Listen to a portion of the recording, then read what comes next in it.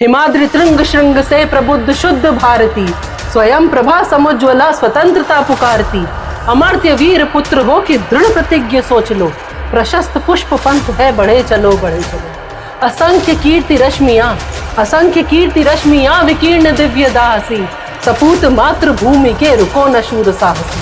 अराती सैन्य सिंधु में सुबाड वाग्नि से बहो, प्रवीर हो विजयी बनो बढ़े चलो बढ़े चलो। बचपन में मेरी मम्मी ना मुझे वीर रस की कविताएं सुनाती रहती थी। कानपुर के नाना की मुंह बोली बहन छबीली थी, लक्ष्मीबाई नाम पिता की वह संतान अकेली थी। नाना के संग खेली थी वह नाना के संग पढ़ती थी, बर्छी ढाल कृपाण कटारी उसकी यही सहेली थी। वीर शिवाजी की गाथाएं उसको याद जुबानी थी, बुंदेले हर बोलो के मुंह हमने सुनी कहानी थी। खूब लड़ी मर्दानी वो तो झांसी वाली रानी थी। फौज में जाने के लिए इंस्पिरेशन कहाँ से मिला? ड्रीम उन्होंने देखा और पूरा मैंने किया। Commander Gauri Mishra is because of her parents. फिर बचपन में आप नौसेना कैसे चुनी? मैं कानपुर से पहली महिला थी जिसने भारतीय नौसेना ज्वाइन करी। अब ट्रैक साइकिलिंग क्या होती है लोगों को ये नहीं पता होता है। ट्रैक साइकिलिंग में एक ऐसी साइकिल है जिसमें ब्रेक नहीं है। वेलोड्रोम क्या है? वेलोड्रोम क्या होता है कि इस साल ये वर्ल्ड मास्टर गेम्स 2025 ताइवान में आयोजित हुए थे, जिसमें मैंने पार्टिसिपेट किया ट्रैक साइकिलिंग में और 2 स्वर्ण और 1 सिल्वर मेडल हासिल किया। मैं आपको बताना चाहूँगी मेरा बेटा अभी 10 वर्ष का है, परंतु उसके पास 5 विश्व रिकॉर्ड है साइकिलिंग में। मुझे लगता है स्पोर्ट्स इज फॉर ऑल। ये जो बेटा बेटी पुरुष स्त्री ये हमारे बनाए हुए नियम है। Whatever you are passionate about, जो भी आपका पैशन है, never let that passion die.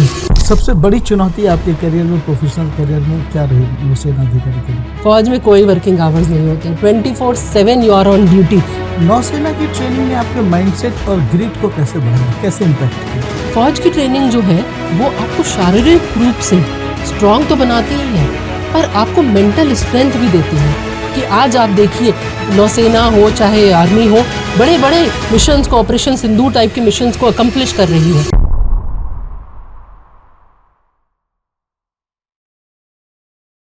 नमस्कार दोस्तों, आप देख रहे हैं काके टॉक्स पॉडकास्ट। आज के मेहमान हैं हमारे बीच जो साइकिलिस्ट हैं, 2 गोल्ड मेडल और 1 सिल्वर मेडल ताइवान में जीती हैं। 40 की उम्र में जब हमें लगता है कि अब ज़िंदगी थक सी गई है, तो वो शुरू करती हैं मेडलिस्ट बनने की कतार में, मेडलिस्ट जीतने की कतार में, मेडलिस्ट कहलाने की कतार में, और आज वो रांची हमारे शहर में है। हम बात कर रहे हैं नौसेना के पूर्व अधिकारी कमांडर गौरी मिश्रा के बारे में। हम जानेंगे आज उनके जीवन में वो कौन सा लम्हा था जब उन्होंने डिसाइड किया कि उनको साइकिल चलानी है, और वो कौन सा लम्हा था जब उन्होंने डिसाइड किया कि नौसेना में एक अधिकारी बनना है। ऐसी क्या मजबूरी थी कि वो 10,000 फीट से जंप करती हैं और मुंह की खाती हैं, और ऐसा क्या खुशी था कि 40 की उम्र में भी वो माँ बेटी और माँ बेटा की दौड़ में है। एक ऐसी दौड़ जहाँ पे चुनौतियाँ भी है और बहुत कुछ साबित करना भी चाहती हैं। आइए हम पॉडकास्ट शुरू करते हैं और स्वागत करते हैं अपने पॉडकास्ट में कमांडर गौरी मिश्रा जी की। मैम, आपका स्वागत है हमारे पॉडकास्ट में। बहुत बहुत धन्यवाद, और आपने मेरी तारीफ में इतने शब्द कहे उसके लिए थैंक यू सो मच। अरे मैंने तो कुछ बोला ही नहीं। वर्दी से लेके वेलोड्रोम तक लेट स्टार्ट के बावजूद इनसे जानेंगे कि इनकी जीत का रहस्य क्या है और परिवार और खेल का संतुलन ये कैसे बना के रखती है, और वो संदेश जो हर महिला, युवा और हर भारतीय को एक नया ऊर्जा देता है या देगा। आज हम इनके साथ बहुत सारा बात करेंगे। आप हमारे पॉडकास्ट पे बने रहिएगा, और हाँ, आप लाइक, कमेंट और सब्सक्राइब करना तो बिल्कुल मत भूलिएगा। तो मैडम, सबसे पहला सवाल, इतना एनर्जी और जोश इस उम्र में कैसे, कहाँ से है? मुझे लगता है मेरा बचपन जो था वो मैं गुड्डी गुड़ियों से नहीं खेला कभी। बचपन में मेरी मम्मी ना मुझे वीर रस की कविताएं सुनाती रहती थी। कानपुर के नाना की मुंह बोली बहन छबीली थी। लक्ष्मीबाई नाम पिता की वह संतान अकेली थी। नाना के संग खेली थी वह, नाना के संग पढ़ती थी। बर्छी ढाल कृपाण कटारी उसकी यही सहेली थी। वीर शिवाजी की गाथाएं उसको याद जुबानी थी। बुंदेले हर बोलो के मुंह हमने सुनी कहानी थी। खूब लड़ी मर्दानी वो तो झांसी वाली रानी थी। तो मेरा बचपन ना हमारे भारत की वीर महिलाओं की कहानियों से ओतप्रोत रहा है। मेरा बचपन में मैं यही कहानियां सुनते सुनते बड़ी हुई और शायद इसी वजह से मैंने फौज ज्वाइन करी। फौज में जाने के लिए इंस्पिरेशन कहाँ से मिला था? फौज में मेरी मम्मी ना वो फौज ज्वाइन करना चाहती थी, बट उस टाइम परिस्थितियाँ कुछ ऐसी थी, हमारा सामाजिक परिवेश कुछ ऐसा था जहाँ महिलाओं के लिए ये फील्ड अच्छा नहीं समझा जाता था। तो ड्रीम उन्होंने देखा और पूरा मैंने किया। एक जनरेशन के द्वारा एक ड्रीम देखा गया और पूरा दूसरी जनरेशन ने किया। वाह, कितने वर्ष की हैं आपकी मम्मी? मेरी मम्मी अभी 70 वर्ष की हैं। और फिट इंडिया के ब्रांड एम्बेसडर बनने की सोच रही हैं या फिट इंडिया वाले सोच रहे हैं उनको ब्रांड एम्बेसडर बनने के? कुछ बात बताएंगे अपनी मम्मी के बारे में? तो मेरी मम्मी जो थी वो अपने ज़माने में साइकिलिस्ट रही हैं। उन्होंने बहुत सारी चैम्पियनशिप जीती हुई हैं और वो नेशनल लेवल की साइकिलिस्ट रही हैं। उनका सिलेक्शन एशियन गेम्स के लिए भी हुआ था, बट परिस्थितियाँ ऐसी थी और उस टाइम पर सरकार का इतना सपोर्ट नहीं होता था, तो फाइनेंशियल इश्यूज़ के कारण वो पार्टिसिपेट नहीं कर पाई। बट उनका विज़न था और वही उन्होंने जोश और जज्बा मुझे दे दिया। तो जब मैं फिट इंडिया के एक इवेंट पे अपनी मम्मी को लेकर के गई और मेरी मम्मी ने वहाँ पे स्किपिंग करना शुरू किया, जिसको देख करके स्किपिंग एसोसिएशन वाले लोग जो थे वहाँ पर मौजूद, वो लोग आ गए और वो हैरान रह गए कि 70 वर्ष की एक महिला स्किपिंग कर रही है, और उन्होंने फटाफट वीडियो बनाना शुरू कर दिया। तो वहाँ से जो फिट इंडिया के ऑफिशियल्स थे उन्होंने मम्मी को देखा, तो मैंने बताया मम्मी साइकिलिंग कर लेती, बट अभी एक आँख में थोड़ा उनको प्रॉब्लम हो गया है, आई हैमरेज हो गया है, तो ठीक से दिखता नहीं है, इसीलिए मैं रोड पे नहीं ले जाती हूँ साइकिलिंग करने के लिए। बट उन्होंने कहा नहीं, हम तो हैरान हैं, और वो तो बिल्कुल प्रबल दावेदार है फिट इंडिया की ब्रांड एम्बेसडर की। और इसके बाद उन्होंने वहाँ मम्मी से साइकिल चलवाई। मेजर ध्यानचंद स्टेडियम में एक बहुत बड़ा फंक्शन हुआ था, तो वहाँ पे मेरी मदर ने साइकिल चलाई। इनफैक्ट एक पूरा यूट्यूब पे पूरा एक शो किया उन्होंने मेरी मम्मी के ऊपर। और एक बात और बताना चाहूँगी कि मैं, मेरी मम्मी और मेरा बेटा, हम तीनों ही साइकिलिंग करते हैं। करेक्ट। हम आपकी मम्मी और बेटे पे भी बात करेंगे, लेकिन उससे पहले मम्मी को आप आधा छोड़ के जा रही हैं। आप मम्मी को बहुत सारा अवार्ड मिला, जैसे कुछ बड़े अवार्ड्स के बारे में ऑडियंस को बताएंगे तो? जैसे मेरी मम्मी ने यूपी चैम्पियनशिप जीती थी 1970s में। इनफैक्ट 1982 में भी उन्होंने एक चैम्पियनशिप जीती जो हैदराबाद में हुई थी, और उसके बाद 1983 में उनका सिलेक्शन हो गया था एशियन गेम्स के लिए, जिसके लिए वो जा नहीं पाए। तो उनकी लिस्ट लंबी है, और इनफैक्ट इस उम्र में भी वो साइकिल चलाओ पर्यावरण बचाओ ये नारा देती हैं, संदेश देती हैं। कुछ ही समय पहले वो स्वच्छ एवं क्लीन गंगा, इस पर एक साइकिलिंग रैली हुई थी जिसमें उन्होंने पार्टिसिपेट किया। कितने दिन पहले? कुछ महीनों पहले हुई थी ये, अप्रैल मई में। हाँ, जैसा हाँ, वो बता रही हाँ, थी। और तो साइकिलिंग का जो वो रैली थी वो तो सिर्फ 5 किलोमीटर की थी, बट उसके लिए वो 10 किलोमीटर पहले घर से साइकिल चला के गई वहाँ पे, और 5 किलोमीटर साइकिल करके फिर 10 किलोमीटर चला के वापस आई। फिर अगली बार मैंने बोला कि अब आप अकेले साइकिल चलाने नहीं जाओगे। 70 की उम्र में आप 40 में थकावट महसूस करते हो, और इनकी मम्मी 70 की उम्र में स्किपिंग करती है और साइकिलिंग करती है। 5 किलोमीटर की साइकिलिंग के लिए 10 किलोमीटर साइकिल चला के जाती है, और स्टिल फिट इंडिया की ब्रांड एम्बेसडर बनने वाली है। चलिए हम आगे जानते हैं। मैम, आप अपने फैमिली के बारे में बताएंगे। एक बेटा है, मम्मी है, और आपके हस्बैंड क्या करते हैं? मेरे हस्बैंड एक सर्विंग नेवल ऑफिसर हैं, वो रांची से ही है। तो रांची की गलियों में भी मैंने बहुत साइकिलिंग करी हुई है। इनफैक्ट कई बार तो मैं पंजाब स्वीट हाउस तक साइकिल चलाते हुए गई हूँ और वहाँ से मिठाई लेकर के घर आई हूँ। मेरा बेटा भी यहाँ पर बहुत साइकिलिंग करा है उसने भी।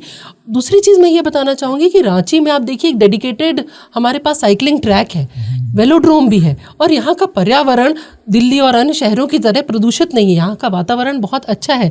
तो मुझे लगता है कि साइकिलिंग के लिए यहाँ पे सिर्फ जोश की कमी है, इंफ्रास्ट्रक्चर भी है और वातावरण भी स्वच्छ है। तो मुझे लगता है ज़्यादा से ज़्यादा महिलाओं और पुरुषों को आगे आना चाहिए और साइकिल चलानी चाहिए। वेलोड्रोम के बारे में आप बताएंगे, क्या है ये? वेलोड्रोम में एक साइकिल की एक तरीके की एक डिफरेंट टाइप ऑफ साइकिलिंग होती है जिसको हम कहते हैं ट्रैक साइकिलिंग। वो ट्रैक साइकिलिंग वेलोड्रोम में होती है। अब ट्रैक साइकिलिंग क्या होती है, लोगों को ये नहीं पता होता है। ट्रैक साइकिलिंग में एक ऐसी साइकिल है जिसमें ब्रेक नहीं है और वो फिक्स्ड व्हील है। जैसे जब आप नॉर्मल साइकिल चलाते हैं, अगर आप उसको रोक देते हैं तब भी वो साइकिल गिरती नहीं है, वो थोड़ा मूव करती है, आपको ब्रीदर मिल जाता है 1-2 मिनट का। बट जो ट्रैक साइकिल होती है, जो ट्रैक बाइक होती है, उसमें फिक्स्ड व्हील होता है। The moment you stop pedalling, जैसे ही आप पेडल करना बंद करेंगे वो साइकिल गिर जाएगी। तो ट्रैक साइकिलिंग में निपुण होना थोड़ा कठिन काम है। दूसरी चीज़ पे आते हैं। अब ये साइकिल जो होती है वो वेलोड्रोम में करी जाती है। वेलोड्रोम क्या है? वेलोड्रोम क्या होता है कि एक एरिया है जिसमें गोल गोल गोल गोल करके साइकिल करी जाती है। हम सभी ने देखा है ना, मौत के कुएं में बाइक चलती है, वैसे ही टाइप का उसका मिनी स्वरूप है, उसका छोटा स्वरूप है जिसमें आप साइकिलिंग करते हैं। तो जो ये साइकिल होती है, ये साइकिल जब आप वेलोड्रोम में लेके जाते हैं तो आपकी साइकिल टेढ़ी हो जाती है, साइकिल सीधी नहीं होती है। जब हम नॉर्मल रोड पे साइकिल करते हैं तो हमारी साइकिल फ्लैट सरफेस पे होती है। जब हम वेलोड्रोम में जाते हैं तो हमारी साइकिल टेढ़ी हो जाती है। और साइकिल में ब्रेक नहीं है, आपके पैर और पेडल बंधे होते हैं और द मोमेंट आप साइकिल स्टॉप करेंगे, पेडलिंग स्टॉप करेंगे, आप गिर जाएंगे। तो it is a very technical sport. इसके लिए बहुत ज़्यादा अभ्यास की, प्रैक्टिस की ज़रूरत है और थोड़ा मेंटल स्ट्रेंथ भी चाहिए, क्योंकि जब आप स्पीड में साइकिल चला रहे होते हैं और आपकी साइकिल टेढ़ी हो जाती है तो थोड़ा सा डर भी लगता है। तो आपके अंदर वो एक तो प्रैक्टिस करी होनी चाहिए और दूसरा वो डर को आपको निकालना पड़ेगा, तभी आप ट्रैक साइकिलिंग कर सकते हैं। और रांची में वेलोड्रोम है। मैं आपको बताना चाहूँगी, आपके पॉडकास्ट के माध्यम से आपके दर्शकों को बताना चाहूँगी कि भारत में बहुत कम एरियाज़ में, बहुत कम सिटीज़ में वेलोड्रोम है। In fact if I am not wrong, शायद हमारे पास सिर्फ 6-7 वेलोड्रोम्स ही हैं इंडिया में, जिसमें से एक रांची में है। तो यहाँ पर आप सभी को इस चीज़ का फ़ायदा उठाना चाहिए और ट्रैक साइकिलिंग चुननी चाहिए। आप एक वर्दी से वेलोड्रोम तक एक लाइन में इसको कैसे परिभाषित करते हैं? डिसिप्लिन, ड्रीम्स और मेडल्स। आपने कह दिया ना, डिसिप्लिन, ड्रीम्स और मेडल्स। मुझे लगता है कि आपको जो अच्छा लगता है ना, आपको कंटिन्यू करते रहना चाहिए। It is all about passion. Whatever you are passionate about, जो भी आपका पैशन है, never let that passion die. अगर वो चीज़ जो आपको परिभाषित करती है, अगर वही चीज़ नहीं रही तो आपका स्वरूप नहीं रहेगा। तो always whatever you believe in, whatever you strongly feel कि नहीं मुझे ऐसा करना है, whatever your passion is, just follow your passion and everything will fall into place. आप अपने मम्मी पापा के बारे में थोड़ा बताएंगे, क्या करते थे? मेरे फादर बैंक में थे और वो अब हमारे बीच नहीं है, बट उनके दिए हुए संस्कार, उनके दी हुई वैल्यूज़ और उनके दिए हुए मोटिवेशनल लेक्चर्स वह मेरे कान में अभी तक गूंजते हैं। और शायद उन्हीं के इतने मोटिवेशनल लेक्चर्स जो उस टाइम पे हमें लगता था कि पापा क्या बोल रहे हैं, क्या बता रहे हैं, बट मुझे लगता है मेरे फादर ने ना मुझे ज़िंदगी जीना सिखाया। और उन्होंने मुझे एक चीज़ ये बताई कि लड़कियाँ लड़कों से कम नहीं हैं, जो भी चाहो वो करो। इस चीज़ की आज़ादी, इस चीज़ की स्वतंत्रता मुझे बचपन से मिली। और दूसरा, मेरी मदर ने मुझे डिसीजन मेकिंग लेना सिखाया। मेरी मदर भी बैंक में थी, वो स्पोर्ट्स पर्सन रही थी और उसके बाद उन्होंने बैंक ज्वाइन की। अब वो रिटायर्ड हैं बैंक से, बट अभी भी फिटनेस फॉलो करती हैं। उनकी वजह से ही मुझे लगता है कि मेरे अंदर एक डिसीजन मेकिंग एबिलिटी जो है कि ये चीज़ सही है और ये चीज़ गलत है, ये चीज़ मुझे करनी चाहिए, ये चीज़ मुझे नहीं करनी चाहिए। ये जो बचपन से सही गलत की भावना और ये जो उन्होंने मुझे डिसीजन मेकिंग की पावर दी थी, उसी वजह से what ever I am today, commander Gauri Mishra is because of her parents. और फिर बचपन में आप नौसेना कैसे चुनी और क्यों चुनी? बचपन में मैं एनसीसी सी सर्टिफिकेट होल्डर थी, मैं एनसीसी कैडेट थी। तो जब आप एनसीसी में होते हैं तो बचपन से ही वो देश प्रेम की भावना मेरे मन में कूट कूट कर भर दी गई थी। यूपी से हैं? मैं यूपी से हूँ। तो मैं एयर विंग एनसीसी कैडेट थी। मैं वो यूपी के किस जगह से हैं आप? मैं कानपुर से हूँ। और इनफैक्ट एक चीज़ और बताना चाहूँगी, मैं कानपुर से पहली महिला थी जिसने भारतीय नौसेना ज्वाइन करी। तो कानपुर के लिए भी बहुत ही फ़ख्र की बात थी। उस टाइम कई न्यूज़पेपर्स में आया कि गौरी ने बेटा बन करके दिखा दिया और कानपुर से चुनी जाने वाली पहली महिला अधिकारी बनने का मुझे गौरव प्राप्त हुआ। एनसीसी, और दूसरा मेरे घर में मेरे मदर का भी बचपन से सपना था फ़ौज में जाने का, जो हमने डिस्कस किया है। तो ये दोनों चीज़ों ने मिल करके मुझे इनकरेज किया कि मैं फ़ौज ज्वाइन करूं और अपने देश के लिए कुछ करूं। बट बीइंग फ्रॉम कानपुर, हमें ना नेवी के बारे में कुछ पता नहीं होता है। नेवी का मतलब होता था मर्चेंट नेवी, इससे ज़्यादा मैं नेवी के बारे में जानती नहीं थी। बस एक दिन मेरी मम्मी वो फॉर्म लेके आ गई और हमने फॉर्म भर दिया। मुझे कुछ नहीं पता था इंडियन नेवी के बारे में। मुझे लगा कि जैसे इंडियन आर्मी होती वैसे ही इंडियन नेवी होगी। कहाँ पोस्टिंग होती है, कैसी ट्रेनिंग होती है, इनफैक्ट कैसी वर्दी होती है, मुझे कुछ भी नहीं पता था। आजकल के तो बच्चे गूगल करके फटाफट देख लेते हैं। हमारे ज़माने में हमें इंटरनेट कैफ़े जाना पड़ता था, पैसे देने पड़ते थे, और तब थोड़े समय के लिए आपको इंटरनेट यूज़ करने को मिलता था। बहुत स्लो इंटरनेट होता था और हर जगह अवेलेबल भी नहीं होता था। तो मैंने भर तो दिया फॉर्म। फिर उसके बाद जब कॉल लेटर आया और जब मेरा सिलेक्शन हुआ, तब धीरे धीरे पढ़ना शुरू किया और पता चला कि मर्चेंट नेवी नहीं होती। मर्चेंट नेवी और इंडियन नेवी में बहुत फ़र्क है, बहुत ज़्यादा डिफरेंस है। फिर उसके बाद आप नेवी ज्वाइन करती हैं? हाँ, तो 2005 में मैंने भारतीय नौसेना ज्वाइन करी और बहुत ही चुनौतीपूर्ण सफ़र रहा, क्योंकि मैं बिल्कुल सिविल बैकग्राउंड से हूँ। क्या चुनौती थी आपके पास सामने? बता रही हूँ, बिल्कुल सिविल बैकग्राउंड से हूँ। मेरे घर में किसी को भी फ़ौज के बारे में कुछ पता नहीं था कि कहाँ है, कैसे। और जब हमारा ट्रेनिंग के लिए मुझे बुलाया गया, तो वो ट्रेनिंग भी हमारी केरला के एक छोटे से गाँव पायन्नूर में वो ट्रेनिंग हुई। तो पहले तो कानपुर से केरला तक का सफ़र, और मैं अकेले गई और जाकर के एकेडमी ज्वाइन करी। फिर एकेडमी में जाने के बाद भी जो सिविलियंस होते हैं, हमें पता नहीं होता है ट्रेनिंग कैसी है, ना हमें स्विमिंग आती थी। अब इंडियन नेवी का एक क्राइटेरिया है कि स्विमिंग आपको आनी ज़रूरी है, बट मुझे स्विमिंग नहीं आती थी।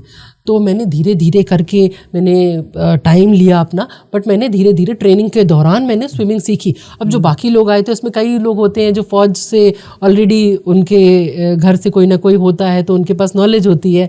तो इनिशियल जो ट्रेनिंग थी वो बहुत डिफ़िकल्ट थी। कितने किलोमीटर दौड़ना है आपको, रात भर जगना है, रात को ट्रेनिंग हो रही है, दिन की अलग ट्रेनिंग हो रही है, रात को रोलिंग, और बहुत पनिशमेंट्स भी होते हैं।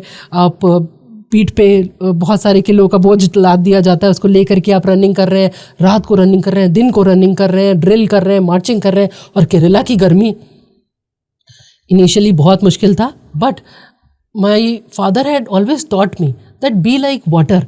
अब जब पानी है इस गिलास में है, तो वो इस गिलास का स्वरूप ले लेता है। अगर हम उसको किसी दूसरे बर्तन में डालेंगे, वो वैसा स्वरूप ले लेगा। तो मेरे पापा ने हमेशा बोला था, बी लाइक वाटर। आप जहाँ हो उस हिसाब से, उस जगह, उस परिस्थिति को चैलेंज मत करो, उस परिस्थिति के अनुरूप ढल जाओ। और वो आपको अच्छी चीज़ें सिखा रहे थे। तो जैसा जैसा मुझे फ़ौज सिखाती गई, मैं बिल्कुल आदर्श बच्चे की तरह मैंने हर चीज़ को आत्मसात कर लिया। और ट्रेनिंग के बाद जैसे कि हम डिस्कस कर रहे थे अभी, उसके बाद मेरा चयन हुआ नौसेना अध्यक्ष के एडीसी के रूप में भी मैंने कार्य किया। एडीसी होता है 8D कॉप। तो इसमें क्या है, 8D कैंप जो होता है, वो कभी सोचा नहीं जाता था कि महिलाओं को भी इतना चुनौतीपूर्ण ऐसा रोल दिया जाएगा। पर शायद मेरे कुछ मार्क्स अच्छे रहे होंगे और मेरा इंटरव्यू अच्छा गया होगा कि भारतीय नौसेना चीफ के साथ मैं एडीसी के पद पर कार्यरत रही, और उनके साथ मैंने कई डिप्लोमेटिक असाइनमेंट्स पर इंडिया को रिप्रेजेंट किया, और ऑस्ट्रेलिया, म्यांमार और बहुत सारे देशों की यात्राएं करी। और सबसे बड़ी चुनौती आपके करियर में, प्रोफेशनल करियर में, क्या रही नौसेना अधिकारी के रूप में? मेरी सबसे बड़ी चुनौती तब हुई जब मेरा बच्चा जो 3 साल का था, उसको छोड़ करके मुझे एक बहुत ही स्ट्रैटेजिक असाइनमेंट आया, जिसके लिए मुझे जाना पड़ा। हुआ ये था कि मैं दिल्ली में पोस्टेड थी उस टाइम पर, और मेरी नियुक्ति हो गई चेन्नई में। चेन्नई में एक नया स्ट्रैटेजिक बेस बनाया जा रहा था फॉर द मैरीटाइम रिकॉनेसेंस। आप देखेंगे तो Chennai has got a very long coast line, and वहाँ से आपको पता ही है कि श्रीलंका बगल में है, बहुत सारी एक्टिविटीज़ होती रहती हैं। तो जिसके लिए भारत सरकार ने ये डिसाइड किया कि वहाँ पर एक नेवल एयर बेस होना चाहिए। तो उस स्ट्रैटेजिक अपॉइंटमेंट के लिए मुझे चुना गया, और मैंने एज फाइनेंस ऑफिसर क्योंकि एक नया बेस बनना था, तो उसके लिए बहुत सारा लॉजिस्टिक्स, मूवमेंट, फाइनेंस कंट्रोल करने के लिए उनको एक अधिकारी की ज़रूरत थी, और मेरा उसके लिए चयन हो गया। अब मुश्किल वक्त पर फौजी सख्त। बच्चा मेरा 3 वर्ष का था पर जाना तो था ही। दूसरा ये था कि जब आप नया बेस कमीशन कर रहे होते हैं तो उस टाइम पर आपके पास कोई ड्यूटी आवर्स नहीं होते हैं। जो आजकल के हमारे बच्चे हैं ना, जो जेनजी ये रो रहा है कि वर्किंग आवर्स, फौज में कोई वर्किंग आवर्स नहीं होते हैं। 24/7 you are on duty and you know, हम हंसी हम खुशी भारत माँ की सेवा में सुपुर्द रहते हैं। तो मुझे लगा कि जब मैं रात को 10-11 बजे तक वापस आऊँगी, मेरा बच्चे को कौन रखेगा। अब नया परिवेश जहाँ पे ना मेरा कोई मित्र ना कोई रिलेटिव, भाषा भी नहीं आती, वहाँ पे तमिल बोली जाती है, हम हिंदी भाषी लोग। तो मुझे समझ नहीं आया मैं अपने छोटे बच्चे को कैसे लेकर के जाऊँ। तो मैंने दिल्ली में ही अपने बच्चे को अपनी बहन के पास छोड़ दिया और मेरे हस्बैंड की पोस्टिंग उस टाइम पर मुंबई में थी। तो उसको छोड़ करके जाना, और उसी टाइम कोविड भी हो गया था, तो उस टाइम पर जाना, अकेले रहना वहाँ पर। मेरा बच्चा कोविड के दौरान अकेले मेरी बहन के साथ, मेरी छोटी बहन है, और उसी ने उसको पढ़ाया, उसी ने उसको पूरा देख रेख करी उसकी। तो वो मेरे लिए बहुत चुनौतीपूर्ण था, क्योंकि आप जब अकेले होते हो तो आपको इतनी इतना आदत होती है तो हम उसको एडजस्ट कर लेते हैं। बट जब एक बच्चा आपकी वजह से, आपके रूटीन की वजह से सफ़र कर रहा होता है तो वो मेरे लिए बहुत मुश्किल का दौर था। बिल्कुल।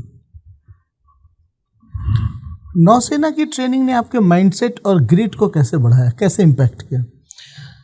तो फौज की ट्रेनिंग जो है वो आपको शारीरिक रूप से स्ट्रांग तो बनाती ही है, पर आपको मेंटल स्ट्रेंथ भी देती है।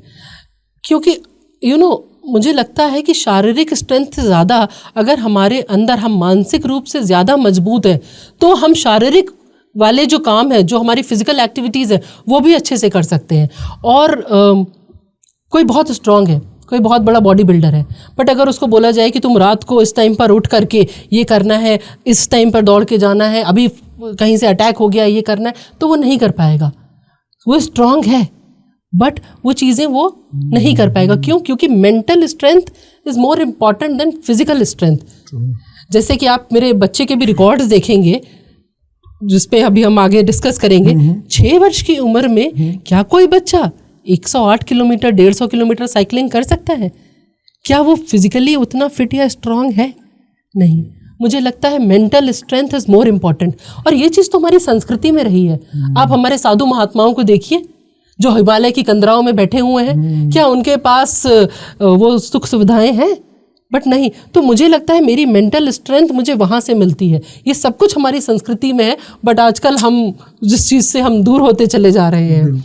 तो नौसेना ने जिस तरह से अपने ऑफिसर्स को, अपने सेलर्स को कंडीशन करती है, वो काबिल तारीफ़ है। और उनकी ट्रेनिंग का ही नतीजा है कि आज आप देखिए, नौसेना हो चाहे आर्मी हो, बड़े बड़े मिशंस को, ऑपरेशन सिंदूर टाइप के मिशंस को अकम्प्लिश कर रही है।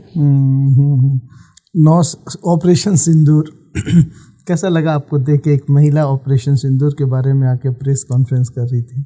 बहुत अच्छा लगा, बहुत गर्व की फीलिंग आई, क्योंकि मुझे पता है जब मैं फ़ौज में थी ना, उस टाइम पर फ़ौज में 14 साल के बाद लड़कियों को रखा नहीं जाता था। बोला जाता था कि आप शॉर्ट सर्विस कमीशन्ड हैं और after a certain age you have to leave फ़ौज। भले ही आप फिज़िकली फिट हों, पर after a certain age, after 14 years you can not serve. मैंने भी इसके खिलाफ आवाज़ उठाई और उस नतीजा ये है कि आप ये देखिए, आज सुप्रीम कोर्ट ने ये वर्डिक्ट दिया हुआ है कि महिलाएं अगर वो शारीरिक रूप से स्वस्थ हैं, अगर उनकी रिपोर्ट्स अच्छी हैं, एनुअल रिपोर्ट्स उनकी अच्छी हैं और वो काम में अच्छी हैं, तो उनको परमानेंट कमीशन दिया जाना चाहिए। तो बहुत सारी महिलाएं, मैं और मेरे जैसी ना जाने कितनी हमारे सीनियर्स लगे हुए थे, और नतीजा ये है कि आज आने वाली जनरेशन को ये अपॉर्चुनिटी मिल रही है कि वो फ़ौज में परमानेंट कमीशन यानी स्थायी कमीशन प्राप्त कर चुकी हैं और वो अप टिल देयर रिटायरमेंट वो सर्व कर सकती हैं। और तो और मैं सरकार की भी तारीफ़ करना चाहूँगी कि मोदी जी के नेतृत्व में आज हमारी जो लड़कियां हैं वो सैनिक स्कूल जा रही हैं, वो NDA जा रही हैं। तो आपको एटलीस्ट अपॉर्चुनिटी तो मिल रही है। पहले तो अपॉर्चुनिटी ही नहीं मिलती थी, opportunity was denied just because of gender. So I feel कि ये बहुत ही अच्छा मौका था। और जिस तरह से ऑपरेशन सिंदूर के दौरान हमारी भारतीय फ़ौज की महिलाओं ने आकर के प्रेस कॉन्फ्रेंस करी और सभी को दिखा दिया कि नारी तू ही नारायणी। शानदार, बहुत बढ़िया। कमांडर की जो लीडरशिप है और एथलीट की जो फोकस है, दोनों में कॉमन थ्रेड क्या है? कॉमन थ्रेड मुझे लगता है कि डिसिप्लिन। स्पोर्ट्स हो या फौज, हर चीज़ डिसिप्लिन मांगती है। अगर आपकी लाइफस्टाइल में, मैं कहती हूँ ना 1% एवरी डे, आप डेली 100% कोई नहीं दे सकता, बट हम सभी 1% एवरी डे तो दे ही सकते हैं ना। अपने लाइफस्टाइल में थोड़ा सा डिसिप्लिन इनकॉर्पोरेट करने की कोशिश करिए कि थोड़ी दिनचर्या बनाई जाए। और अगर आप योगा करते हैं तो आप सोचिए कि मैं डेली योगा करूं, मिस मत करिए, क्योंकि जिस भी आप अपने प्रोफेशन में या जिस भी चीज़ में आप डिसिप्लिन ले आएंगे, आप देखेंगे कि आप इम्प्रूव करते करते आफ्टर 6 months आप कुछ और ही हैं।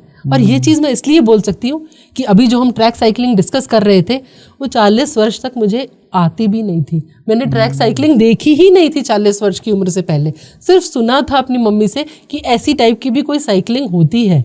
बट धीरे धीरे डिसिप्लिन, धीरे धीरे करके मैंने अपने आप को इम्प्रूव किया, सीखा। और अगर आपकी लाइफ में डिसिप्लिन है, मुझे लगता है आप कुछ भी अचीव कर सकते हैं।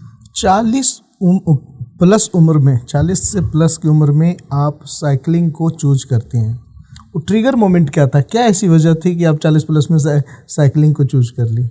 तो मैं आपको बताना चाहूँगी, मेरा बेटा अभी 10 वर्ष का है, परंतु उसके पास 5 विश्व रिकॉर्ड है साइकिलिंग में।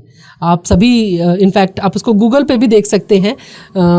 रायन कुमार के पास रिकॉर्ड, बेटी के पास रिकॉर्ड और फिर बेटा के पास रिकॉर्ड। सुपर, थैंक यू, शानदार। हाँ, अगर आप गूगल करेंगे रायन कुमार, और सोशल मीडिया पे वो मशहूर है रायन द लायन नाम से, तो अगर आप गूगल करेंगे तो आप देखेंगे कि जब वो 6 वर्ष का था तब उसने पहला अपना विश्व कीर्तिमान बनाया 108 किलोमीटर नॉन स्टॉप साइकिलिंग का, जो कि उसने 5 घंटे में पूरी करी।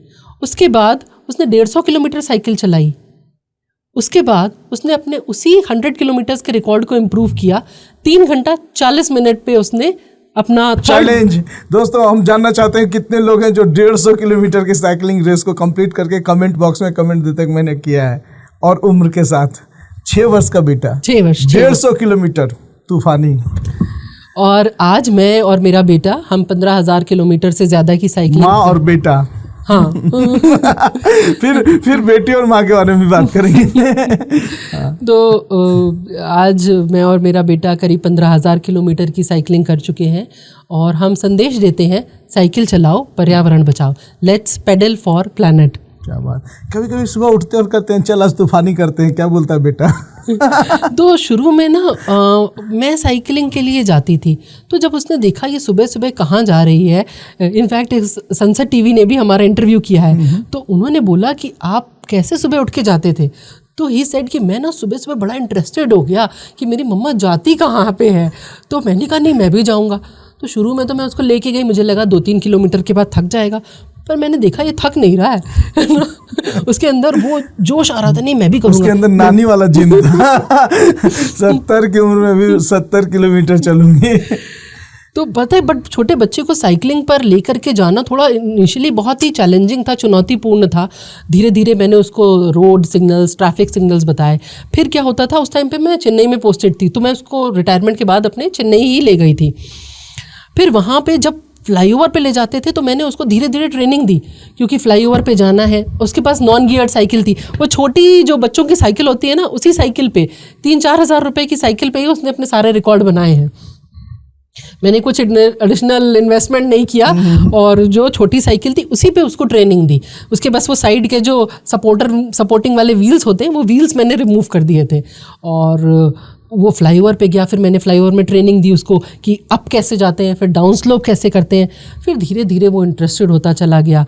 और ऐसा नहीं, मैंने उसको, मुझसे कई लोग पूछते हैं कि क्या खिलाया था इसको तो हम शुद्ध शाकाहारी है, दाल रोटी खाती थी, दाल रोटी ही खिलाई मैंने उसको।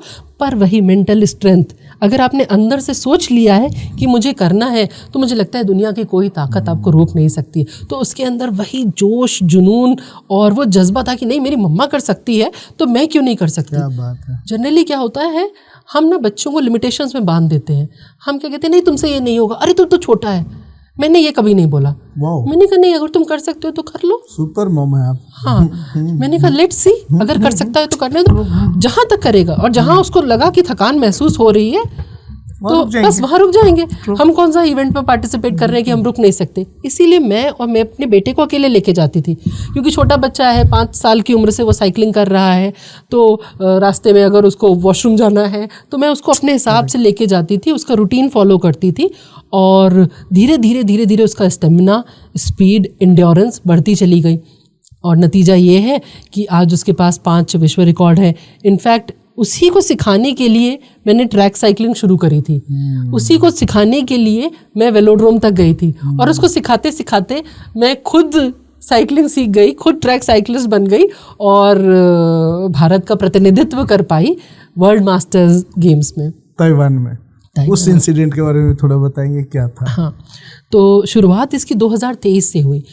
UCI वर्ल्ड मास्टर्स चैंपियनशिप हुई थी मैनचेस्टर में, जिसमें पहली बार किसी भारतीय महिला ने भारत का नेतृत्व किया। पहली बार। आज से पहले कभी किसी भारतीय महिला ने इस चैंपियनशिप में भाग नहीं लिया था, क्योंकि थोड़ा चुनौतीपूर्ण है, ये स्पोर्ट्स भी चुनौतीपूर्ण है। But over a period of time, वही डिसिप्लिन, 1% एवरी डे। 100% आप डेली नहीं दे सकते, बट 1% तो कर सकते हैं ना। तो मैं धीरे धीरे मैंने अपने आप को इम्प्रूव किया, और कुछ मेरी टाइमिंग इम्प्रूव होती चली गई। 2023 में पहली बार मैंने मैनचेस्टर में भारत का प्रतिनिधित्व किया, और उसके बाद इस साल 2025 में जैसे ओलंपिक्स को हम सभी जानते हैं, अब हमारे देश में पैरा ओलंपिक्स भी फेमस हो गया है, पर मास्टर ओलंपिक्स को कोई नहीं जानता है। मास्टर ओलंपिक्स भी एक तरीके का ओलंपिक्स है जो 4 साल में एक बार होता है, और इसमें मैंने भारत का प्रतिनिधित्व किया। इस साल ये वर्ल्ड मास्टर गेम्स 2025 ताइवान में आयोजित हुए थे, जिसमें मैंने पार्टिसिपेट किया ट्रैक साइकिलिंग में, और 2 स्वर्ण और 1 सिल्वर मेडल हासिल किया। क्या बात है। शुरुआती महीनों की सबसे बड़ी गलती क्या थी, और आप उसे क्या सीखे जब आप साइकिलिंग कर रहे थे? तो पता है, मैंने बहुत गिर करके साइकिल चलाना सीखा है, क्योंकि ये साइकिल नॉर्मल साइकिल नहीं होती है, थोड़ी डिफ़िकल्ट साइकिल होती है। तो जब मैं वेलोड्रोम में होती थी, कई बार गिरी, कई बार चोटें लगी मुझे, पर मैं छोड़ती नहीं हूँ। मुझे लगता है कि नहीं, सीख तो लेते ही हैं, परफेक्ट नहीं हो सकती तो क्या हुआ, इम्प्रूव तो कर ही सकती हूँ। तो बहुत मुश्किल था मेरे लिए, क्योंकि पैर और पेडल बन जाते हैं, साइकिल में ब्रेक नहीं होता है, साइकिल टेढ़ी हो जाती है, पेडल रोको तो वैसे ही गिर जाओगे आप। तो initially it was very very difficult. उसके बाद क्या है कि आपको स्पीड में भी साइकिल चलानी है, और आपकी साइकिल जब टेढ़ी हो रही है तो वो पूरी घूमती जा रही है, और थोड़ी देर बाद आपको ना चक्कर आने लग जाता है, क्योंकि आप कंटिन्यूसली गोल गोल उस सर्किट में घूम रहे होते हैं। तो initially it was very very difficult. मैं शाम को आती थी प्रैक्टिस करने के बाद, 3-4 घंटा प्रैक्टिस करने के बाद आती थी, फिर सोचती थी कैसे क्या करूं, क्या करना चाहिए, क्योंकि ये सिर्फ फिजिकल स्ट्रेंथ नहीं थी, इसमें मेंटल स्ट्रेंथ चाहिए कि आपको दिमागी रूप से थकना नहीं है। क्योंकि कई बार क्या होता है, जब आप गोल गोल घूम रहे होते हैं तो होता है ना, एक मिराज टाइप आपको वैसा दिखने लग जाता है। बट मैंने थोड़ा कोशिश करी, और अपनी टाइमिंग और स्पीड को इम्प्रूव कर पाई, और अपनी टेक्निक को भी इम्प्रूव किया, क्योंकि ये थोड़ा टेक्निकल स्पोर्ट है, ये नॉर्मल स्पोर्ट नहीं है। इसमें आपको देखना पड़ता है कि आपकी साइकिल कितनी टेढ़ी होगी, स्किड नहीं होनी चाहिए। अगर ज़रा सा भी स्किड हो गई तो आप फिसल जाएंगे। अच्छा, ताइवान में जो आप 3 मेडल्स जीती, उसकी सफलता की कहानी कुछ शेयर करना चाहेंगे हमारे साथ? शुरुआत चुनौतियाँ रही, उन चुनौतियों को आपने कैसे ओवरकम किया, फिर कैसे मेडल्स तक आप पहुँची, कितना एक्सपेक्टेशन था कि आप जीत पाएंगे कि नहीं पाएंगे? अब ताइवान के लिए मेरा चयन तो हो गया, पर हमारे भारत सरकार के पास अभी कोई ऐसी पॉलिसी नहीं थी कि वो वर्ल्ड मास्टर्स गेम्स के लिए कुछ सपोर्ट कर पाएँ। आपने सपोर्ट मांगा था भारत सरकार से? हाँ, मैंने कई जगह अप्लाई किया, पर हमारे पास अभी कोई ऐसी पॉलिसी नहीं है। अभी है या नहीं? अभी नहीं, अभी भी नहीं है। अभी भी नहीं है। अभी इसी साल तो गई हूँ मैं। अच्छा, इसी साल तो गई हूँ। तो धीरे धीरे मुझे लगता है अभी लोगों के पास अवेयरनेस नहीं है। जैसे पैरा ओलंपिक्स पहले कोई नहीं जानता था, पर धीरे जब एक दो लोग मेडल लेकर के आए, धीरे धीरे लोगों को पता चला, तो आज देखिए पैरा ओलंपिक्स के जो हमारे खिलाड़ी उनको सभी को ही जानता है, और कितने सारे कॉरपोरेट हाउसेज और कंपनीज उनको सपोर्ट कर रहे हैं। तो मुझे लगता है हमारे जैसे लोगों के प्रयासों के साथ ही बहुत सारे और महिलाएं और पुरुष आगे आएंगे, और age is just a number, है ना। इसको एज को साइड में रख करके अपने अपने पैशन को फॉलो कर पाएंगे। तो जब मेरा सिलेक्शन हो गया, हाँ सिलेक्शन हो गया, अब प्रैक्टिस करनी थी। उस टाइम तक हम दिल्ली आ चुके थे, क्योंकि मेरे हस्बैंड की पोस्टिंग दिल्ली आ गई थी तब। पर वहाँ पर मुझे वेलोड्रोम प्रैक्टिस करने को नहीं मिला। दिल्ली में एक वेलोड्रोम है, पर उन्होंने बोला कि नहीं, अभी हमारे कुछ और इवेंट्स चल रहे हैं जिसकी वजह से हम आपको वेलोड्रोम नहीं दे पाएंगे। पर अब क्या करूं मैं, तो फिर मैं चेन्नई गई। मैंने चेन्नई के वेलोड्रोम पे जाकर के वहाँ रह करके फिर से प्रैक्टिस करी। सिर्फ प्रैक्टिस करने के लिए आप दिल्ली छोड़ के चेन्नई चली गई? मैं अपना परिवार छोड़ करके, बच्चे को छोड़ करके अकेले चेन्नई चली गई, और वहाँ पे मेरे कोच हैं, मैंने अपने कोच के साथ में वहाँ प्रैक्टिस करी। क्योंकि बाकी स्पोर्ट्स आप अपने घर पे कर सकते हैं, इसके लिए आपको वो वेलोड्रोम की ज़रूरत है, बिकॉज वो हमारा साइकिलिंग रिंग है। अगर वो नहीं हुआ तो हम प्रैक्टिस ही नहीं कर सकते हैं। तो मैंने वहाँ जा करके प्रैक्टिस करी, पर जिस चीज़ पे मैंने प्रैक्टिस करी वो वेलोड्रोम जो था वो कंक्रीट का बना हुआ था। अब जो ताइवान में करना था वो वुडन वेलोड्रोम था। तो वुड और कंक्रीट के बीच में बहुत फ़र्क है। क्यों? क्योंकि ये साइकिल जो है अगर कंक्रीट है उस पर अलग तरीके से चलती है, और अगर वो वुडन फ्लोरिंग है तो वो अलग तरीके से चलती है। तो ग्रिप का भी बहुत फ़र्क पड़ता है, क्योंकि अगर ये साइकिल ज़रा सी भी स्किड हुई तो प्रॉब्लम हो जाएगी। हाँ, वैसे भी बहुत गिर करके चलाना सीखा है, तो मैं फर्दर गिरना नहीं चाहती थी। बस भगवान का नाम लिया और मैंने कहा अब जो अवेलेबल है इसी में करना है। मैं अपनी साइकिल लेकर के चेन्नई पहुंची, वहाँ पर मैंने प्रैक्टिस करी, पैकअप किया, वहाँ से फिर वापस आई दिल्ली और अपना सामान पैक करके मैं चल पड़ी ताइवान की ओर। अब जब बाकी टीम्स आती है ना, जब ऐसी चैम्पियनशिप्स होती हैं, तो बाकी लोग आते हैं अपने पूरे एंटुराज के साथ में। उनके पास उनका कोच होता है, उनके थेरेपिस्ट्स होते हैं, physiotherapist, mechanic, helper. But team India, हमारे पास मेरा बच्चा था एंड माय हस्बैंड। तो बट साइकिलिस्ट के लिए क्या जरूरी है, उसके पास एक दो लोगों का होना जरूरी है। हाँ, दो लोग थे ना मोटिवेशन के लिए, फैमिली मोटिवेशन। नहीं, मोटिवेशन नहीं, क्योंकि ये टेक्निकल स्पोर्ट है। उनको चाहिए कि आपके पास एक मैकेनिक होना चाहिए, क्योंकि ये साइकिल खुद से नहीं रुक पाती है, आपको हेल्प चाहिए होती है। तो उनको चाहिए था कि आपके पास दो सपोर्टर तो मिनिमम होने ही चाहिए, जो आपकी साइकिल को असेंबल कर सके, कुछ प्रॉब्लम हो तो आपको हेल्प कर सके।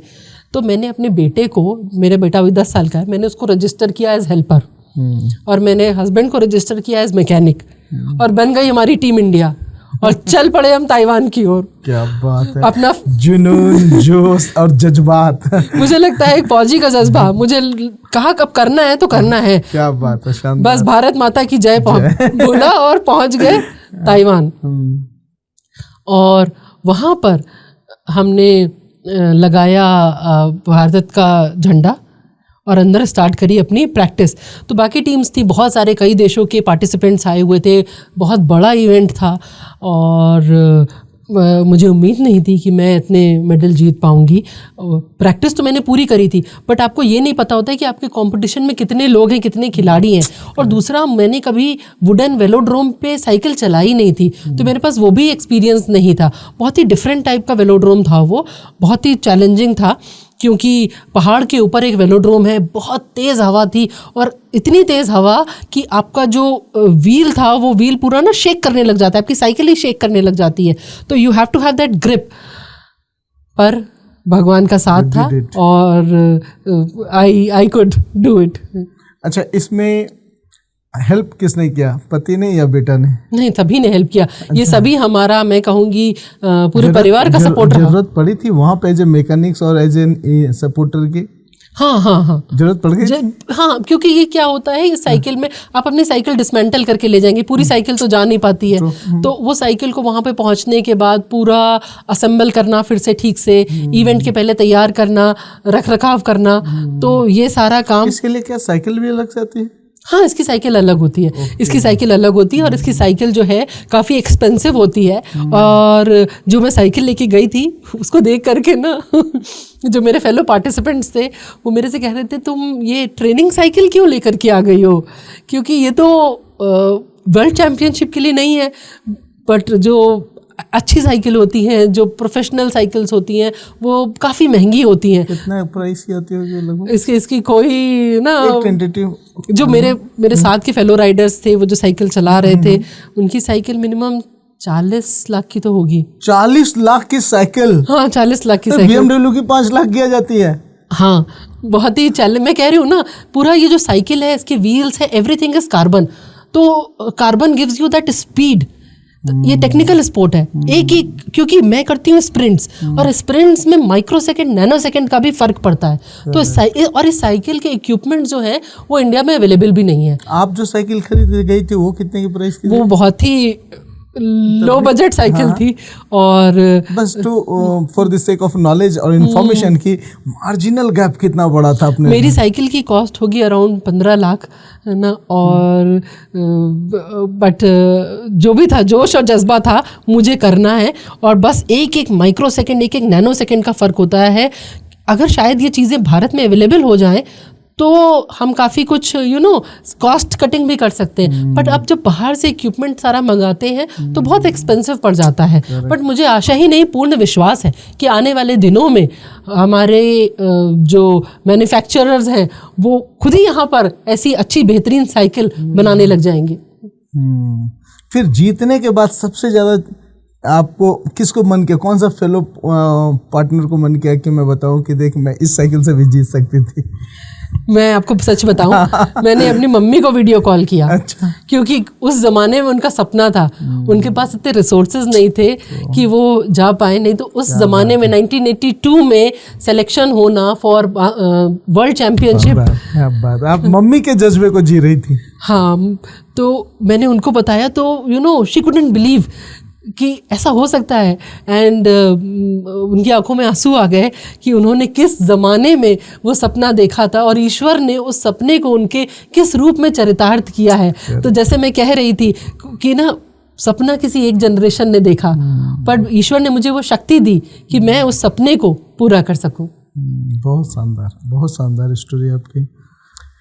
विदेशी track, time zone, pressure, pre race routine, कैसे मैनेज कर रही थी ये सब चीज़ को? मुश्किल था। अब बच्चे भी छोटे? हाँ, छोटा बच्चा था, बट थैंकफुली मैंने अपने बच्चे को भी साइकिलिंग में लगा दिया था। तो वो भी साइकिलिंग के वीडियोस देखता था। वो भी थोड़ा सा अपने आप को ना सेमी मैकेनिक समझने लग गया था कि नहीं, मुझे भी आता है, मैं भी किसी से कम नहीं हूँ।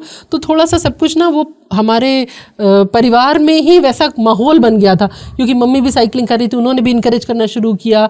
और हस्बैंड को भी मैंने बताया जब, तो वो भी he is also supportive mechanic वाली ड्यूटीज़ के लिए तो उन्होंने भी कंट्रीब्यूट किया।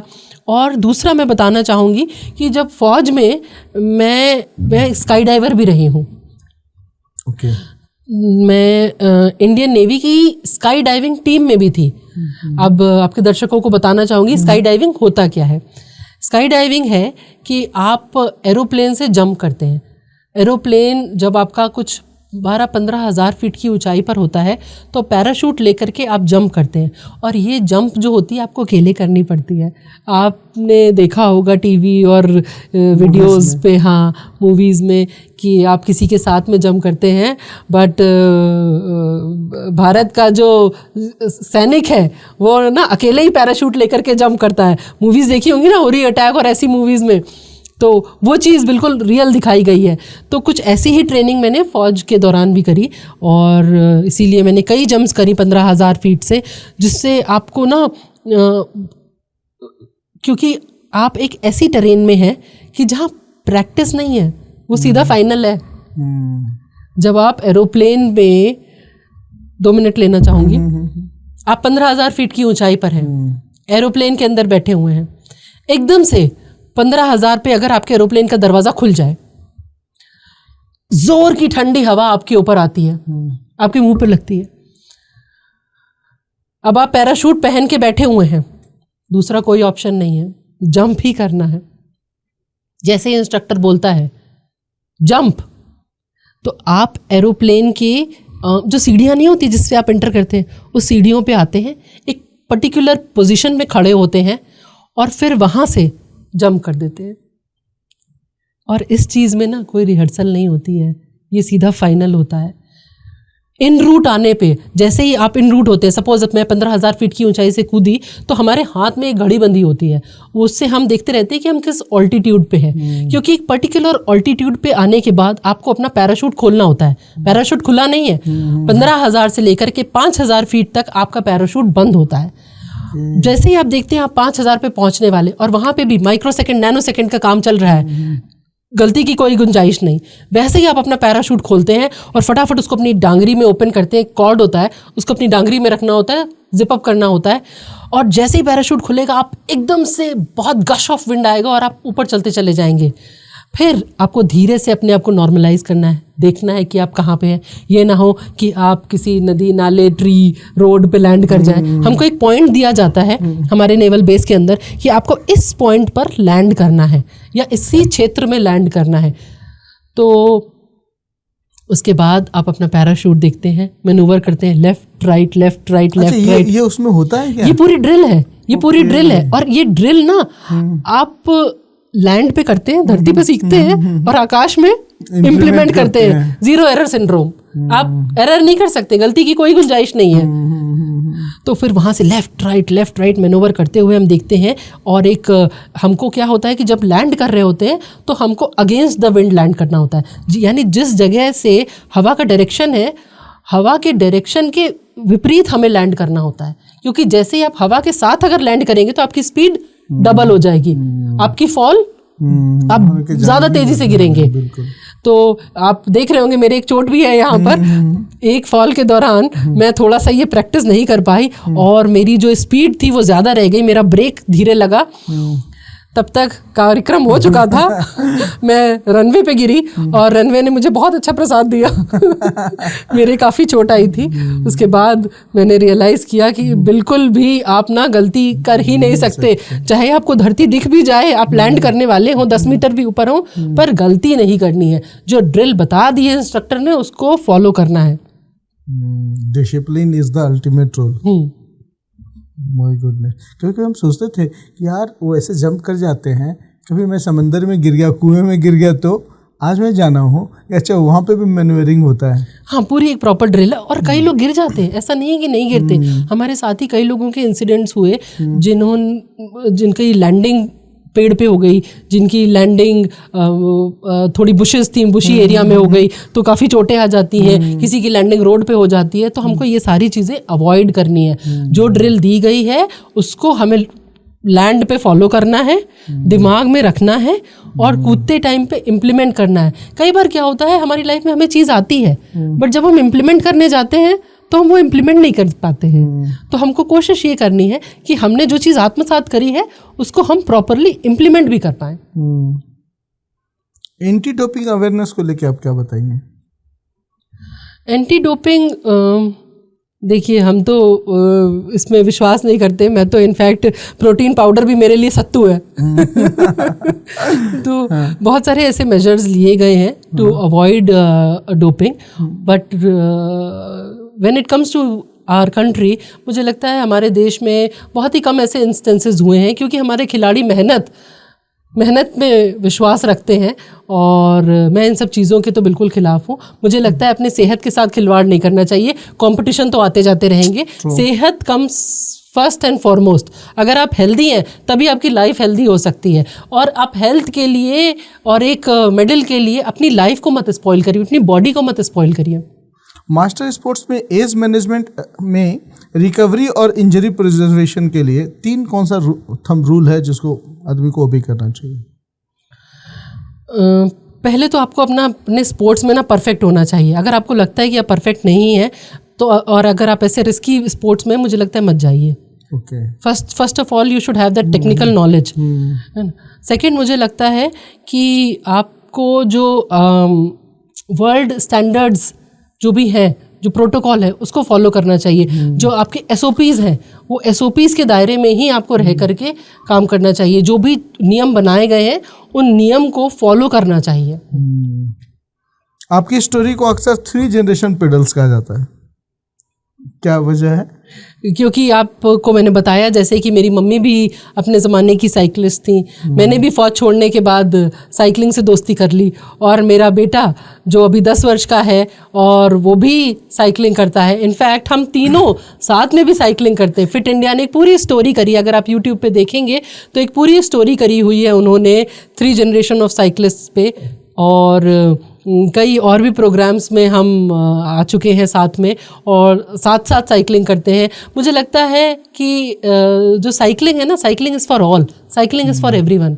साइकिल ये नहीं देखती है कि उसको चलाने वाला स्त्री है या पुरुष है, साइकिलिंग ये नहीं देखती है कि उसको चला रहा है वो वृद्ध है या वो बच्चा है। जब मशीन डिफरेंशिएट नहीं करती है, हम कौन होते हैं डिफरेंशिएट करने वाले? When machine doesn't differentiate between gender, between age, so then why should we? ये हमारी खुद की inhibitions हैं। तो मुझे लगता है cycling is for all, cycling is for everyone. और मेरा एक ही नारा है, घर घर साइकिल, हर घर साइकिल।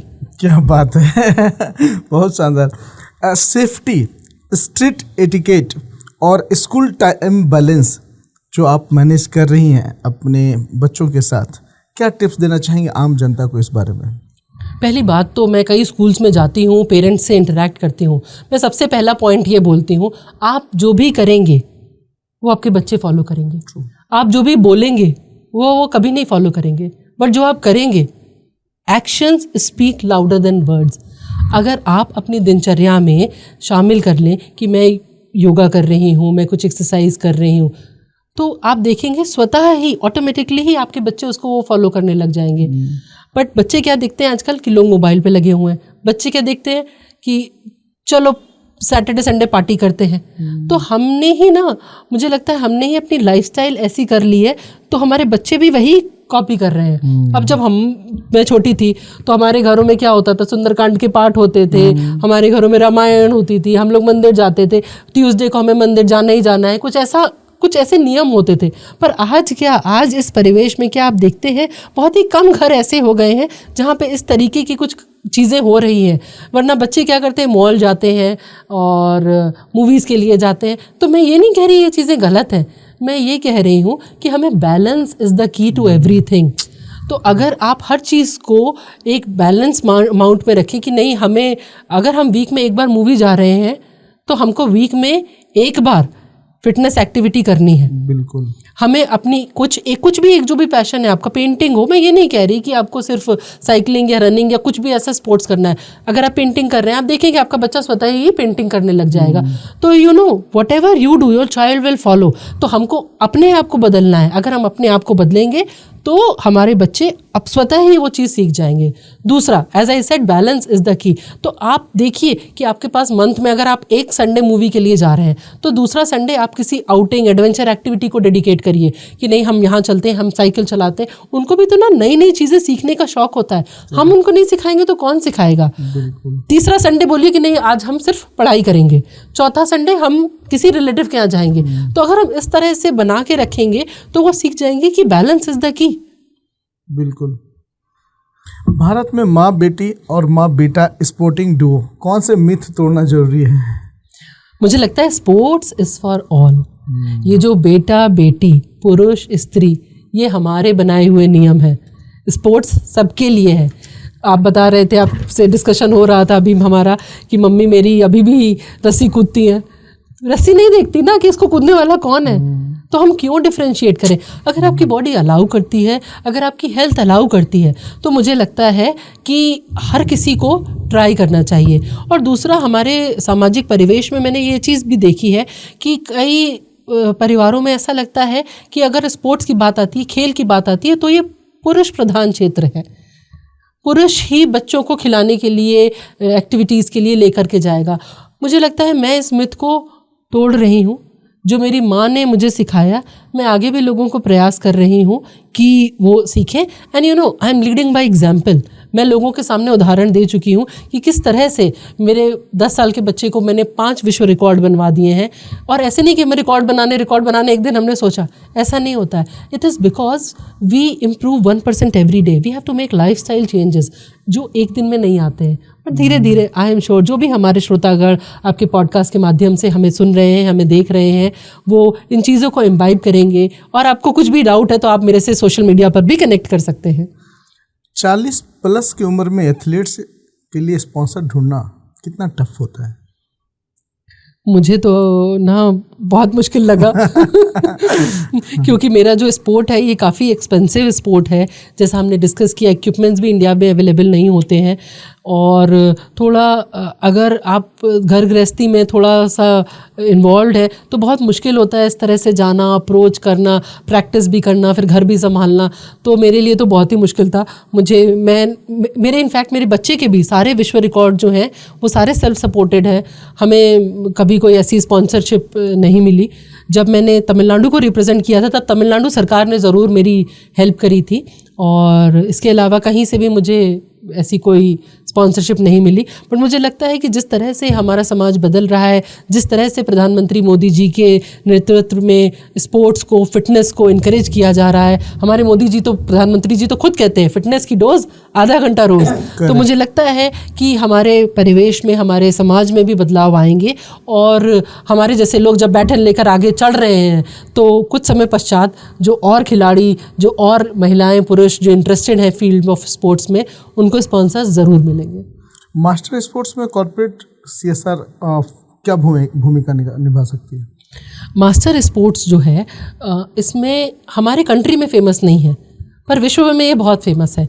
और जब आप इतने बड़े स्केल पर जा कर के रिप्रेजेंट करते हैं तो कॉर्पोरेट हाउसेस के लिए भी बहुत स्कोप होता है, क्योंकि उनको क्या चाहिए होता है, वो चाहते हैं कि उनकी एडवर्टाइजमेंट हो, ज़्यादा से ज़्यादा कंपनियां उनको जाने, बाहर के लोग उनको जाने। तो अगर आप उन कंपनियों के साथ, उन कंपनियों के बैनर तले अगर आप आगे जाएंगे तो आपको भी हेल्प मिलेगी, और उन कंपनियों को भी जो आजकल जो वायरल मार्केटिंग और ये सब चीज़ें, क्योंकि इन सारे स्पोर्ट्स इवेंट्स के जो कवरेज है वो लाइव कवरेज है।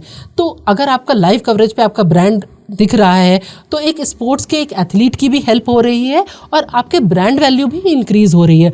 और तीसरा ये भी है कि आप अपने कंपनी को हेल्प करवा रहे हैं CSR एक्टिविटीज़ के लिए।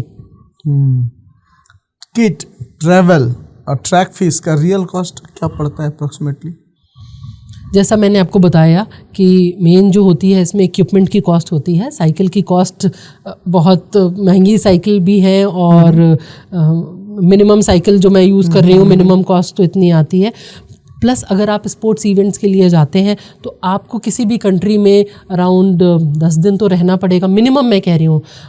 और वहाँ पे रहना, आपको डेली ट्रैवलिंग एंड वहाँ पे इन सब चीज़ों की भी फ़ीस होती है, क्योंकि आप किसी भी इवेंट पे जाएंगे यू हैव टू रजिस्टर। तो registration fees, travelling fees, staying, boarding, lodging, तो बहुत and it depends upon country to country, किस कंट्री में आपका इवेंट हो रहा है। बट ये मिल मिला करके एक खिलाड़ी के लिए बहुत ज़्यादा फाइनेंशियल बर्डन हो जाता है, क्योंकि अगर एथलीट है, अगर उसका पूरा का पूरा ध्यान अगर अपने गेम पर है तो वो ज़्यादा अच्छा परफॉर्म कर पाएगा, वो ज़्यादा अच्छे रिजल्ट्स दे पाएगा।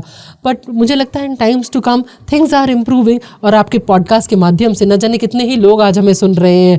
तो मुझे लगता है वो आएंगे आगे, और हमारे जो मास्टर्स एथलीट्स हैं, हमारे जो पैरा एथलीट्स हैं, और जो छोटे छोटे बच्चे हैं who have a vision, who have some passion, उनको प्रमोट करेंगे, उनको इनकरेज करेंगे, तभी हमारा इंडिया आगे बढ़ पाएगा। कुछ सजेशन देंगे कि टैलेंट के लिए मैक्रो ग्रांट मॉडल कैसा होना चाहिए?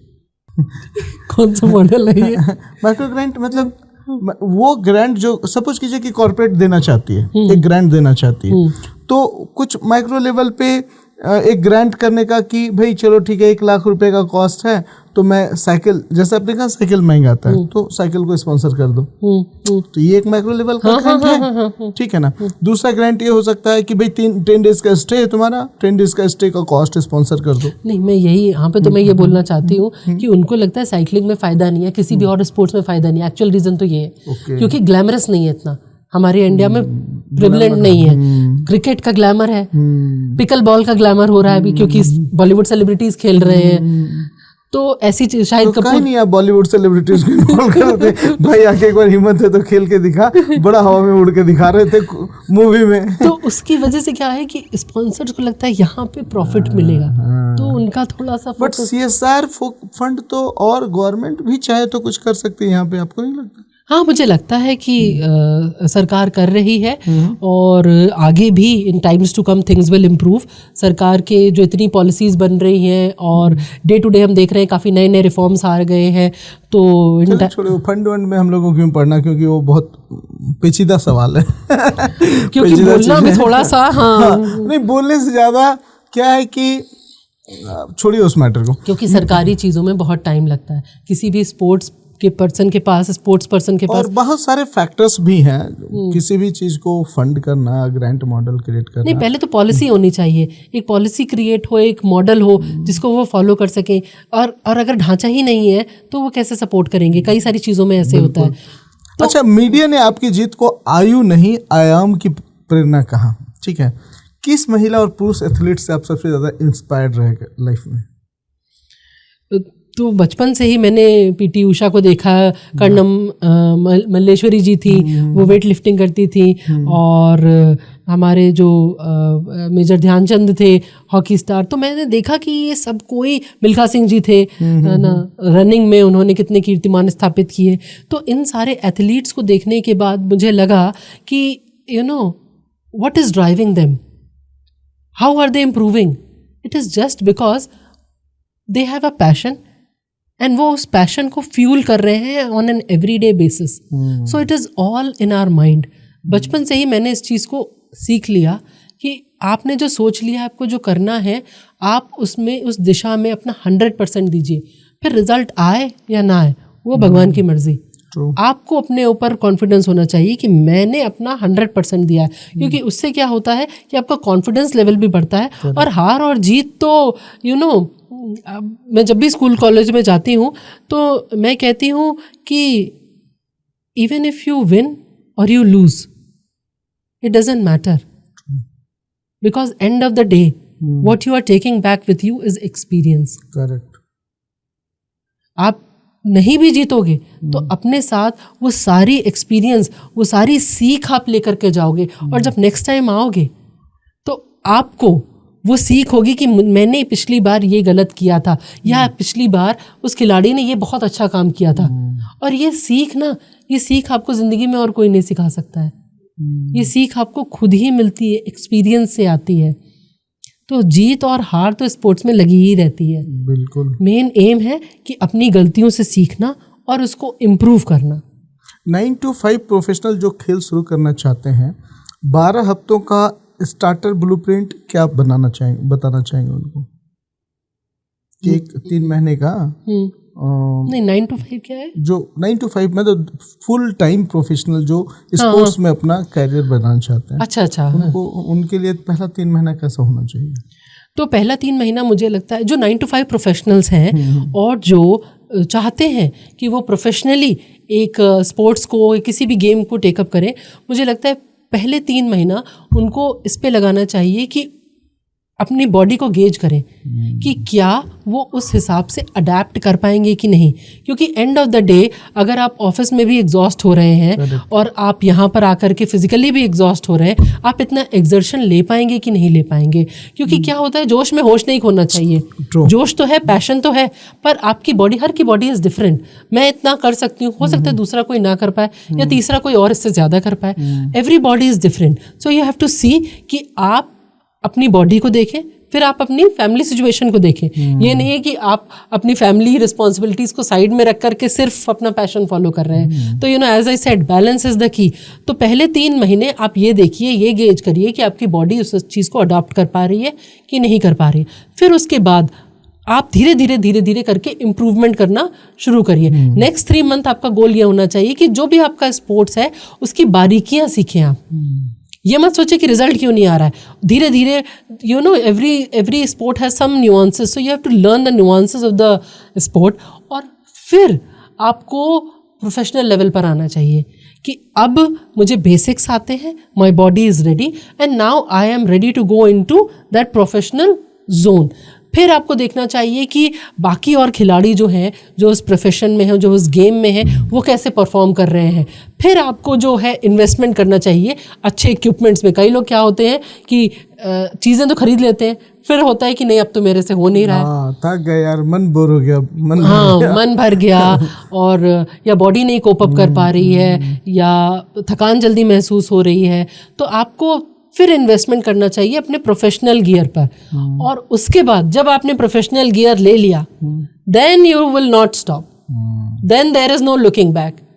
अगर कोई इंजरी हो जाए तो बात अलग है, वरना मेंटली अपने आप को इतना, क्योंकि जनरली अगर आप इतने टाइम तक कर रहे हैं तो मेंटली आप इतने स्ट्रांग हो जाएंगे कि नहीं, now have to follow it. आप इतनी स्पोर्टी हैं, एक पर्सनल सवाल मैं पूछूं वो ये कि कभी हस्बैंड को अब गुस्सा नहीं आया कि यार तुम कहाँ हमेशा दिन रात साइकिल करते रहते हो? कभी हम लोग भी तो वो क्या कहते हैं, किंडल लाइट डिनर करते, कहीं जाते, हाथ में हाथ डाल के समंदर के किनारे टहलते, ये सब वाला मोमेंट मिस नहीं करते हो? मैं आपको बताना चाहूँगी जो यही जानना चाहता हूँ। हाँ, जो मैं और मेरे हस्बैंड ना, हम दोनों ही फौजी हैं, तो हमारा थोड़ी ट्रेनिंग ही अलग टाइप की हुई है। और जब लेकिन दिल तो बच्चा है वो तो कभी कभी काश बच्चा होता तो जब एक फौजी महिला से उन्होंने विवाह किया, तो उसके बाद पहले तो लाइफ में हमारी लाइफ में ना डिसिप्लिन बहुत है जनरली भी। और he is an ex NDA, आपको पता ही है। He is also you know that kind of a freak की सब चीज़ें ऐसी यथास्थान होनी चाहिए, प्रॉपर प्लेस पे होनी चाहिए, इतने बजे ये होना चाहिए, इतने बजे ये होना चाहिए, इतने बजे ये होना चाहिए। और मैं तो वैसे भी एडीसी रही थी चीफ के साथ में, और हम वहाँ पे मिनट टू मिनट प्रोग्राम पे देखते हैं। तो मेरी भी आदतें कुछ ऐसी थी, मतलब 5 minutes to 10 means 5 minutes to 10। हम थोड़ा इस तरीके से करते हैं, अपना रूटीन ही हमारा कुछ इस तरीके का है। फिर उसके बाद मैं फौज में ना अपने हस्बैंड से सीनियर भी हूँ।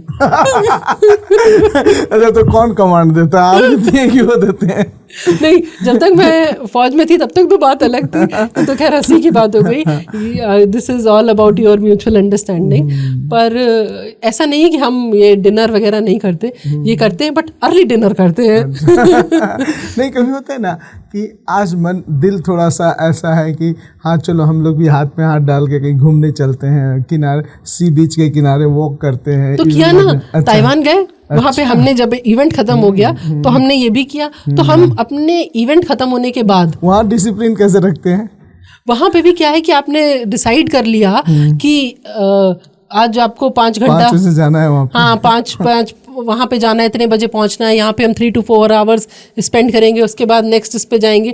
तो एक ना हम अपना वो टाइम टेबल टाइप का बना लेते हैं, जिससे मोटा मोटा, ये नहीं कि उसको थ्रेडबियर फॉलो करना है, बट एक मोटा मोटा कि हाँ इतने बजे ये करना है। और वही हमारा बच्चा भी वो कर चुका है। इनफैक्ट अब उसको लगता है कि जैसे उसका रूटीन नहीं होता है ना, वो कहता है मम्मा मेरा कोई रूटीन बनवा दो।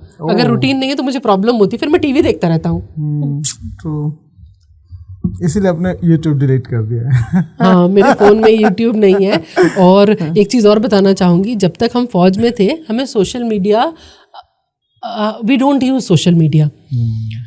फौज छोड़ने के बाद ही मैं सोशल मीडिया पर आई हूँ। और बचपन में आपको पता ही है, हमारे बचपन में ना इतने चैनल्स थे, मैंने तो क्लास 12 तक टीवी भी नहीं देखा था। जब कौन बनेगा करोड़पति शुरू हुआ था तब पहली बार मैंने वो सीरियल देखा था, उसके पहले मैंने कोई सीरियल भी नहीं देखा। और अभी भी मेरे फ़ोन में बहुत ही कम, क्योंकि अब मेरे बेटे के कुछ इतने रिकॉर्ड्स हो गए हैं और काफ़ी लोगों से इंटरेक्शन होता है, तो मैं सोशल मीडिया पर आई हूँ। सोशल मीडिया पे भी नई हूँ, सीख रही हूँ, मुझे भी आता नहीं था। अभी फौज छोड़ने के बाद ही मैंने सोशल मीडिया स्टार्ट किया। और it is a journal for me, क्योंकि मैं यहाँ पर अपनी अचीवमेंट्स और अपने बेटे की अचीवमेंट्स सब रिकॉर्ड करती जाती हूँ, जिससे कि कल को वो अपना इंस्टाग्राम या अपना फेसबुक देखेगा तो उसको पता चलेगा कि मैंने ये अचीव किया है। And it is a kind of reminder also. कभी भी लाइफ में मैं हूँ या ना हूँ, अगर वो उसको देखेगा तो वो कभी वेन एवर यू आर लो, अगर आप अपनी पुरानी अचीवमेंट्स देखो तो आपके अंदर वो जोश आ जाता है कि आई डिड इट, मैंने ये किया था जब मैं 6 साल का था, जब मैं 8 साल का था तब मैंने ये किया, तो अब क्यों नहीं कर सकता है। तो मैं इस हिसाब से सोशल मीडिया रखती हूँ। अपनी लाइफ में मैंने सोशल मीडिया को इतनी ही इम्पोर्टेंस दी है कि it is like a journal for me, and I am not saying that I am against it, but मुझे लगता है कि थोड़ा स्क्रीन टाइम ना रिस्ट्रिक्ट करना चाहिए। चलिए अब हम लोग थोड़ा रैपिड फायर राउंड खेलते हैं। ट्रैक पर स्पीड वर्सेस स्ट्रैटेजी, किसे चुनेंगे? स्ट्रैटेजी। हर दिन की एक माइक्रो हैबिट जिसने आपको बदला? डिसिप्लिन। हार के बाद कमबैक मंत्रा? हार के बाद ही जीत है। करेक्ट। 40 के बाद sport, myth versus reality? Reality. Ranchi की बेटी बहू के नाम 3 वादे, safety, fitness, community? Safety, fitness, community, all three. क्या बात है। जब आप पहली बार as a female level commander walk in करती हैं तो क्या चैलेंजेस आपको फेस करना पड़ा? जब मैं एक आपको वाकया बताना चाहूँगी। मैं साउथ ब्लॉक में एंटर कर रही थी, नेवी की यूनिफॉर्म में थी, पर वहाँ पे ना मुझे गार्ड ने रोक लिया जो सेंट्री ड्यूटी पे था। उन्होंने कहा, हाँ मैडम कहाँ जाना है आपको? मैंने कहा मेरा ऑफिस है यहाँ पे। वो कहते हैं आपका ऑफिस कैसे है मैडम यहाँ पे? मैंने कहा जो भारत के जो नेवल चीफ हैं, chief of the naval staff, मतलब नौसेना अध्यक्ष जो है नेवी के, उनकी मैं एडीसी हूँ। तो उन्होंने कहा मैडम आप कैसे एडीसी हो सकती हैं? मैंने कहा नहीं मैं ही एडीसी उनकी। तो वो बिल्कुल हतप्रभ रह गया, उसको विश्वास नहीं हुआ कि कोई महिला भी इस तरीके का रोल कर सकती है। तो धीरे धीरे करके ही समाज की मानसिकता में वो बदलाव आया है, और आज देखिए महिलाएं हर क्षेत्र में, चाहे वो फौज हो चाहे वो कहीं भी और, हर क्षेत्र में अपने नए नए कीर्तिमान स्थापित कर रही हैं। और 26 जनवरी का परेड के बारे में भी आप कुछ बता रही थी। मैं बताना चाहूँगी, मैं कलकत्ता में पोस्टेड थी, 2006 की बात है। मैंने कलकत्ता में, जैसे हमारी दिल्ली में एक रिपब्लिक डे परेड होती है, तो मैंने कलकत्ता में उस रिपब्लिक डे परेड का नेतृत्व किया। उसके बाद मुझे 2008 में एक और मौका मिला, शायद मैं ड्रिल में ज़्यादा ही अच्छी थी, मुझे 2008 में एक और मौका मिला जहाँ मैंने नौसेना के दस्ते का कर्तव्य पथ पर नेतृत्व किया।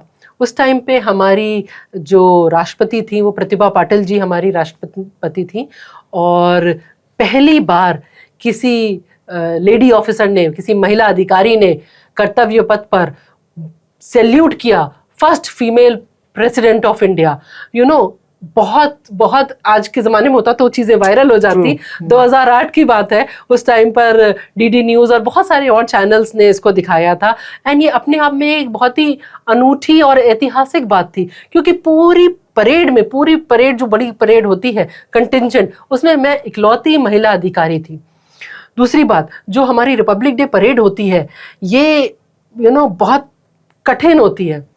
आप लोग को टीवी पे देख के पता नहीं चलता होगा, 2 परेड करी हुई हैं, कुछ एक्सपीरियंस है आपके साथ शेयर करना चाहूँगी।